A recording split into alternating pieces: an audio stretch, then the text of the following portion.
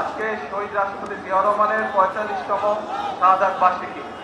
আপনারা যারা বহুদিন যাবৎ দলের সাথে জড়িত আছেন আপনারা জানেন, শহীদ জিয়া শাহাদাতের পরে থেকে আমরা চেষ্টা করি এই দিনটিতে দুস্থ অসহায় মানুষের পাশে দাঁড়ানোর জন্য। আমরা প্রতিবারের মতন আজও চেষ্টা করেছি, এরকম অনেকগুলো জায়গায় ঢাকা শহরের বিভিন্ন জায়গায় দুস্থ অসহায় মানুষ যারা আছে আমাদের যতটুকু আমাদের পক্ষে সম্ভব, যতজনের জন্য সম্ভব আমরা চেষ্টা করেছি।